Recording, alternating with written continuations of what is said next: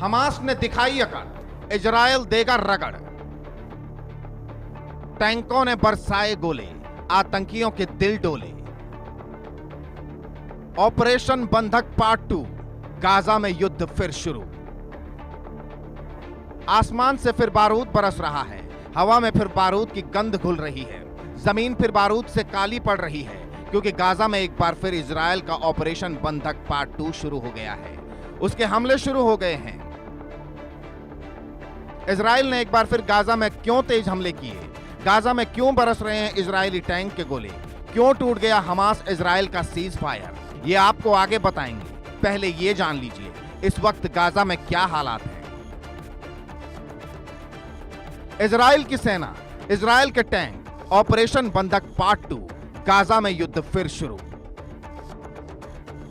Israel ने Gaza में एक बार फिर से टैंक उतारकर जमीनी हमले शुरू कर दिए हैं।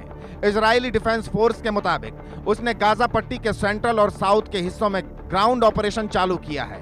आईडीएफ के इस ग्राउंड ऑपरेशन का मकसद नॉर्थ और साउथ गाजा के बीच एक बफर जोन बनाना है और इजराइल बॉर्डर से लगे सिक्योरिटी जोन का विस्तार करना है।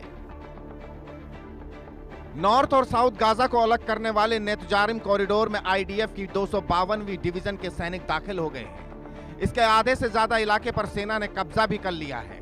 इस बीच रक्षा मंत्री इजराइल काट्ज ने बंधकों को नहीं लौटाने पर हमास को पूरी तरह बर्बाद करने की धमकी दी है। इजराइल और हमास के बीच सीज फायर डील 3 फेज में पूरी होनी थी। सीज फायर का पहला फेज 1 मार्च को खत्म हो गया। पहले फेज में हमास ने 33 बंधक छोड़े हैं, इनमें 8 शव शामिल हैं। वहीं इजराइल ने 2000 फलस्तीनी कैदियों को रिहा किया। दूसरे फेज में लगभग 60 बंधकों को रिहा किया जाना था। साथ ही जंग को पूरी तरह से खत्म करने पर बात होनी थी। हमास के पास अभी 14 जिंदा बंधक और 35 के शव हैं। लेकिन दूसरे फेज पर बात नहीं बन पाई और इजराइल ने गाजा पर अपने हमले फिर से तेज कर दिए।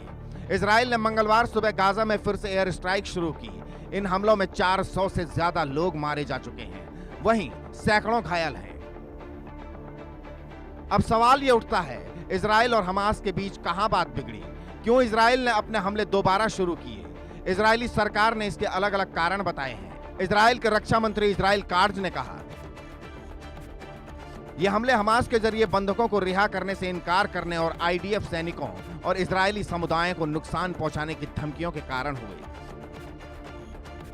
वहीं इजराइल के विदेश मंत्रालय के प्रवक्ता ने कहा, ये हमले इसलिए हुए क्योंकि हमास ने अमेरिकी राष्ट्रपति के दूत स्टीव विटकॉफ के जरिए पेश किए 2 ठोस मध्यस्थता प्रस्तावों को अस्वीकार कर दिया था।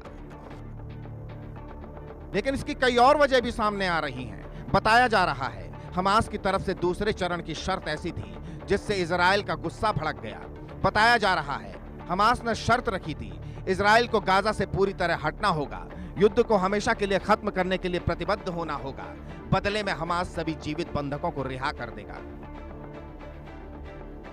मामला यहीं खटाई में पड़ गया क्योंकि इजराइल ने साफ कर दिया वो युद्ध खत्म करने या अपनी सेना वापस बुलाने की कोई प्रतिबद्धता नहीं जताएगा।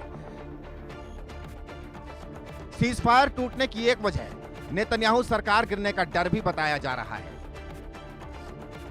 नेतन्याहू गठबंधन सरकार चला रहे हैं। गठबंधन के दक्षिणपंथी दलों का दबाव हमास के खिलाफ कार्रवाई जारी रखने का है। इजराइल में दक्षिणपंथियों को गाजा में युद्ध विराम कभी पसंद नहीं आया। वो इसे हमास के सामने आत्मसमर्पण के रूप में देखते हैं। वो चाहते हैं सभी फलस्तीनी गाजा छोड़ दें और इजराइल 2005 में खाली की गई बस्तियों को फिर से बसाए। यही वजह है दक्षिणपंथी मंत्री इटबार बेन ग्वीर ने युद्ध विराम के विरोध में सरकार छोड़ दी थी। वहीं बेजेल स्मोट्रिच ने धमकी दी थी, इजराइल युद्ध में वापस नहीं आया तो वो सरकार छोड़ देंगे। ऐसा होता तो नेतन्याहू की सरकार का गठबंधन टूट जाता और सरकार गिर जाती। इजराइल के नए हमलों के बाद मंगलवार को बेन ग्वीर की पार्टी यहूदी पावर ने घोषणा की वो सरकार में फिर से शामिल होगी। अब सवाल ये है, आगे क्या होगा? बाकी बंधकों का क्या होगा? इजराइल ने संकेत दिया है गाजा में हमले और बढ़ सकते हैं। अगर हमास पीछे नहीं हटा तो गाजा में बड़े पैमाने पर जमीनी हमला हो सकता है जिससे तबाही और बढ़ेगी। इस बीच मानवीय सहायता बंद होने से गाजा में भुखमरी और बीमारियों का खतरा बढ़ गया है, लेकिन इसका असर इजराइल पर भी पड़ेगा क्योंकि हमास के पास अभी भी 59 बंधक हैं जिनमें से 24 के जीवित होने की संभावना है। Bureau report, India news.